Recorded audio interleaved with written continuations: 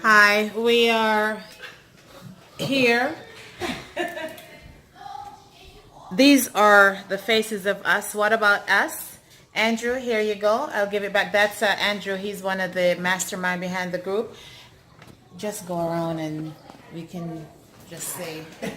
Nikisha. Hey guys, I'm super excited about this documentary. It's gonna change so much in the future for a lot of women. We're here discussing a lot of cultural changes that have happened and some cultural practice that still exists today. And even though sometimes we're not aware of it, it's good for us to know that these are still happening in today's society, and we, the privileged one, needs to stand up and make changes for those who are not as privileged as we are. There's still mountains to climb, and there's still bridges to cross, still obstacles. Yes. Right. Cindy and Shelley.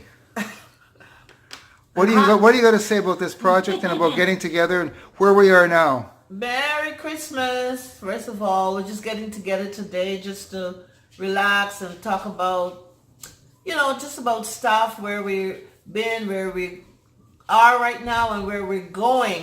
And where we are right now is we're smack dab in the middle of post-production. Yes, that's the hardest part of this project, but we're getting there, and it's going to be super, super great. So we're looking forward. Yeah, we got a couple of big dates coming up, end of January, which is the press conference or media launch, whichever you want to say, and then sometime over the first weekend of March, which is Women International Day weekend, is Ontario premiere, Canada premiere, world premiere. World premiere. And Cindy, what do you got to say about all this? Happy New Year.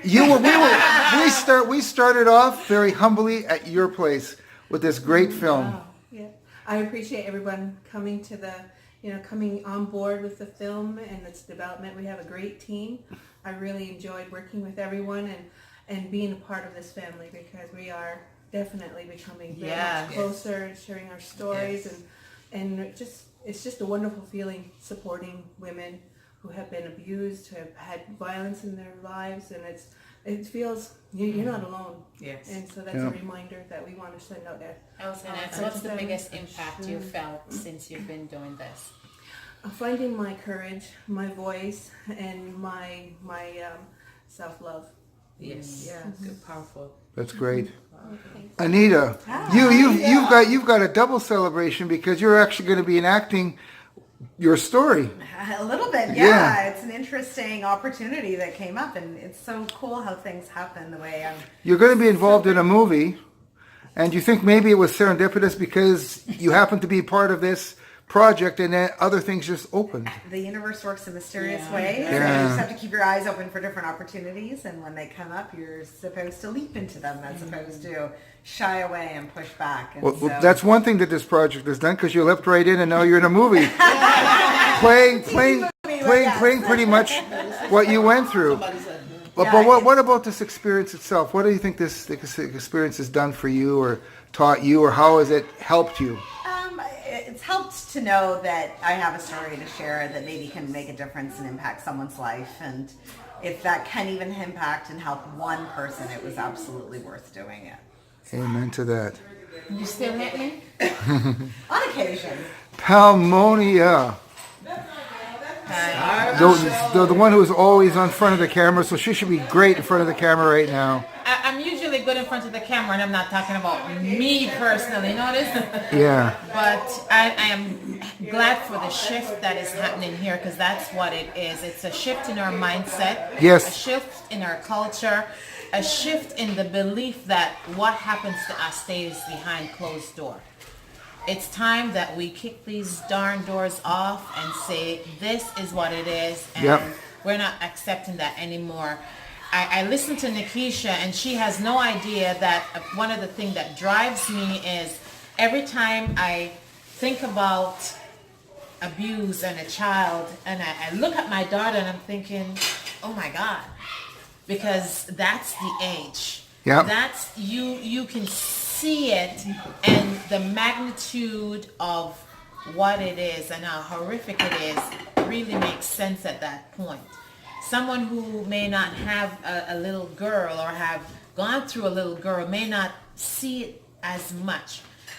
Yeah. But I am so happy and I'm so grateful that the universe chose me to be a part, but most of all that it chose the women that are involved to say, this is who we are, and in spite of the hating, that she loves me. I do. You go through stages, I hear. I do. Yeah, wave. You call it waves of love and waves of hate. All in the same minute sometimes. And we go through that, but we are here today, and one of my divas just walked in. This is Melissa. Hey, Melissa. Next week she is launching this project, and I sent her a message because was it up in the summer? When I met this young lady a few months ago, she was shaking. She came like you ever watch a movie and you come in your dark glasses and you checking left and right to make sure you're not being followed. And now look at her. Yeah. And this is what happens when we take charge. Get together and When we find the strength in somebody else, first of all, find someone who believes in us, because that's what this movie is about. Yeah. Knowing that someone believes in you and creating, hopefully in future, a safe space that people can connect, that people can reach out and says, this is me too, and where do we go from here? So Melissa, we're just sharing our little cameo or impact of being part of What About Us. Yeah, as we come to Christmas and all that, a time of giving, this is a time where I think each one of you ladies have given something very, very precious, your story. And it was a story that many of you suppressed for a long time. So this is a different kind of giving. And what does that feel like now that it's out? And what does it feel like being part of a project like this? I'm highly favored. I'm blessed. Yes. I have accomplished so much less than a year. I am so proud of myself, and to be a part of this diverse movement is that if my story could just reach one person, I've accomplished what I was here for. And the fact that I have strength to carry on and to build my legacy and to even allow CAPE to manifest and to continue to let it manifest, because that's my purpose, is with this movement, with Me Too, comes us alongside with CAPE. And then the partnership and bringing unity to women and children and men. There's broken men out there that need to be fixed. That's why women are going through what we're going through. Absolutely. Yep. So I am humbled, I am grateful, and I'm ready to receive the doors of Oscars. Yay! You go, girl. Oscar up. Now, you want to turn it around and let this guy talk. Absolutely.